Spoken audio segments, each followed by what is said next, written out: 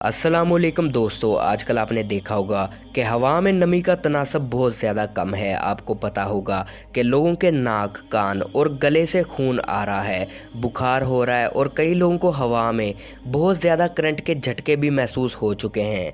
ये बिल्कुल normal situation नहीं है। ये सिचुएशन दिन ब दिन ख़राब होती जा रही है। गले में खुश्की होने की वजह से गला ख़राब हो जाता है, जिसकी वजह से बुखार तो लाजमी होता है। इसको बैड थ्रोट सिचुएशन कहा जाता है। इन हवाओं की शुरुआत इस्लामाबाद से हुई थी। इस्लामाबाद के अंदर खुश्क हवाओं ने पूरे इस्लामाबाद को घेरे में लिया और आहिस्ता आहिस्ता पूरे पाकिस्तान में ये हवाएं फैल गई।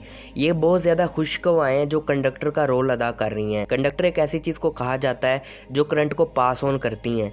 ऐसा नहीं है कि हवा में करंट है, बल्कि रियलिटी के अंदर हवाएं कंडक्टर बनकर हमें करंट लगा रही हैं। मिसाल के तौर पर अगर आपका पैर ज़मीन पर है और आप दीवार को हाथ लगाएंगे तो आपको करंट का झटका महसूस होगा। इससे बचने के लिए आपको जराबें और हाथों में ग्लव्स पहनने होंगे। हवा में खुश्की की वजह से हम लोग डिहाइड्रेट भी हो जाते हैं, जिसके लिए हमें ज़्यादा से ज़्यादा पानी का इस्तेमाल करना होगा। हमें पानी को ज़्यादा से ज़्यादा पीना होगा। आप वैसलीन का इस्तेमाल कर सकते हैं जो आपको मॉइस्चराइज रखती है और इस वायरस से बचाएगी। इस वायरस ने सिर्फ पाकिस्तानियों को मुतासिर नहीं किया। अगर आप दिल्ली का वेदर खोल के देखें तो उनकी ह्यूमिडिटी 11% है, यानी हमसे भी 10% कम।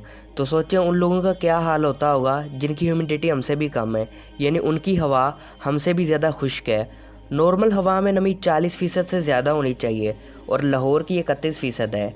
इसके अलावा आप और शहरों की भी देख सकते हैं। गूगल पर आपको बस शहर के आगे वेदर लिखना है और वहाँ पर आपको ह्यूमिडिटी का एक ग्राफ शो होगा, जिससे आप पता लगा सकते हैं कि हवा में नमी कितनी है। मगर क्या ये अल्लाह का अज़ाब है? क्योंकि चाइना में नकली सूरज बनाया जा रहा है। इसके अलावा कोरोना वायरस भी इंसान का बनाया हुआ था। इसे बायो वेपन कहा जाता है। और क्या आप जानते हैं कि दज्जाली मुल्क जैसे अमेरिका, इसराइल वगैरह वेदर कंट्रोल करने के लिए बहुत ज़्यादा मशीनें बना रहे हैं। ये लोग चाहते हैं कि वेदर को किसी तरह कंट्रोल करके हवाओं पर पूरा कंट्रोल हासिल किया जा सके, जैसे अपनी मर्जी से बारिश और आंधी कराई जा सके।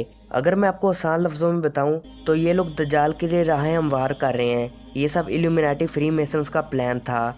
इनके मुताबिक आबादी को बहुत ज़्यादा कम करना, सिर्फ जवान लोगों को ज़िंदा रखना और उनमें से भी उन लोगों को चुनना जो बहुत ज़्यादा ताकतवर हैं, उनकी एक आर्मी बनाना और पूरी दुनिया पे कंट्रोल करना। ये सब इल्यूमिनाटी का प्लान है। ये लोग लोगों के ब्रेन वॉशिंग कर रहे हैं। आपको याद होगा बिल गेट्स ने प्लान बनाया था एजेंडा 2020। इसके बाद इसको एजेंडा 2030 का नाम दे दिया गया है, यानी इंसानों को कम करना, ऐसी चीज़ को कम करना जो कार्बन डाइऑक्साइड प्रोड्यूस करती है। और इन सब में सबसे पहला नंबर इंसानों का है, यानी बिल गेट्स बहुत ज़्यादा बुरा इंसान है।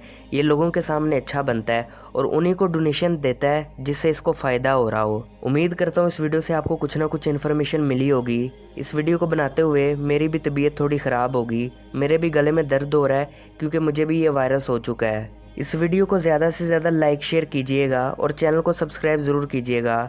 इसका फ़ायदा